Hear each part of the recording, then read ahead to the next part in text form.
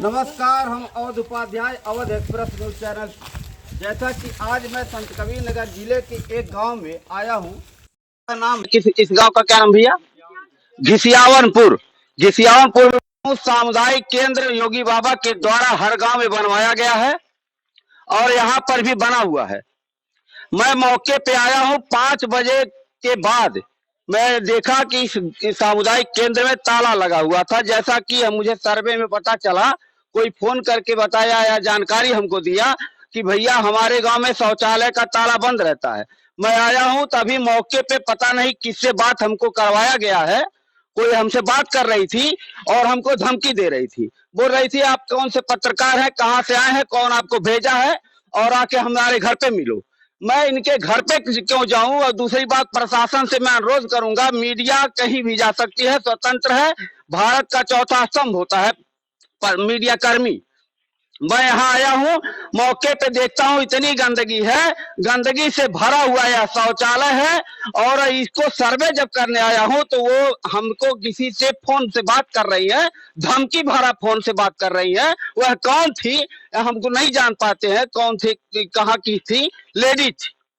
और मैं उनसे बोला कि मैडम मैं सर्वे करने आया हूं, मेरा पूरा अधिकार है, मैं किसी भी गांव में जा सकता हूं, मैं कहीं भी सर्वे कर सकता हूं। लेकिन उन्होंने कहा आप मेरे घर आओ। मैं उनके घर क्यों जाऊं?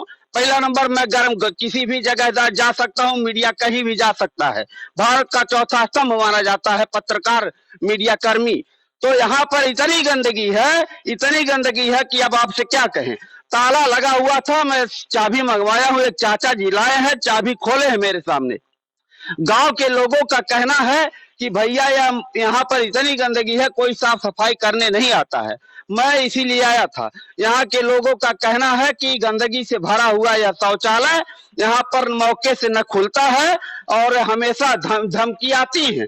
जब वो धमकी हमको दे रही है तो यहाँ के गांव वालों के साथ वह क्या करती होंगी, सोचने समझने की बात है। एक पत्रकार से किस तरह से बात करना चाहिए, इन्होंने इस तरह से लैंग्वेज में मुझसे बात किया। लेडीज के नाते हमने इनको जो है पलट के जवाब नहीं दिया, क्योंकि लेडीज ना होती तो शायद इनका जवाब भरपूर में देता। तो मैं प्रशासन से और यहाँ के विधायक महोदय जी से, यहाँ के डीएम महोदय जी से कहना चाहूंगा, उन जो हमसे बात की है वह कौन थी उसका जांच करवाया जाए। और मुझसे जिस लैंग्वेज में बात की है, अगर मेरे मोबाइल से कॉल की होती तो रिकॉर्डिंग होता, दूसरे के मोबाइल से वह बात कर रही थी, इसलिए हमने उनसे बात करना बंद कर दिया।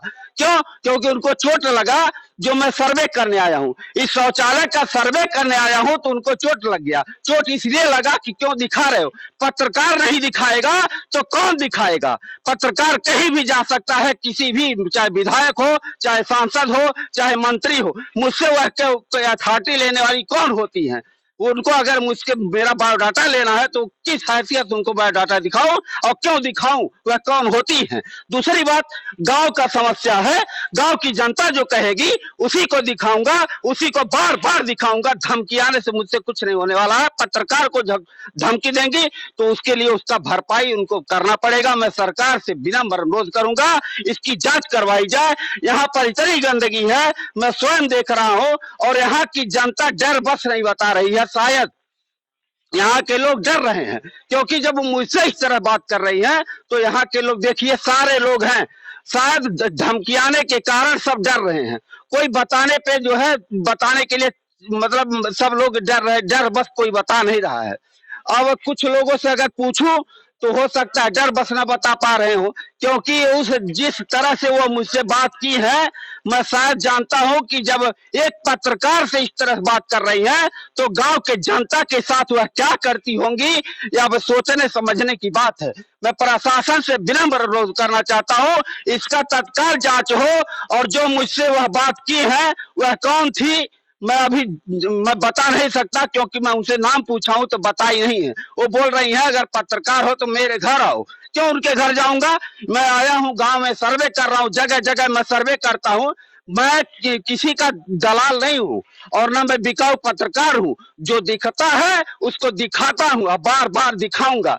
यह गांव घिसियानपुर का ना देख लीजिए, शौचालय पूरा गंदगी है।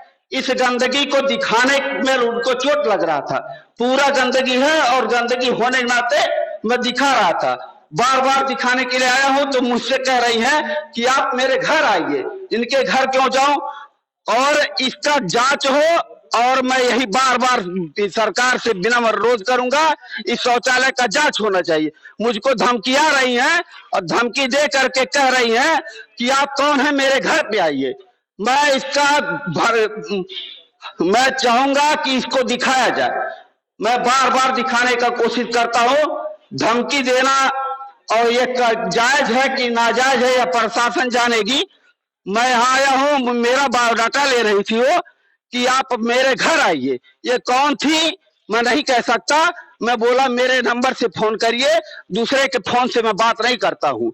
अब इसका जांच हो, मैं यही प्रशासन से विनम्र अनुरोध करना चाहूंगा। ग्राम घिसियानपुर का यह मामला है। अवध एक्सप्रेस न्यूज चैनल से अवध उपाध्याय। जय हिंद, जय भारत।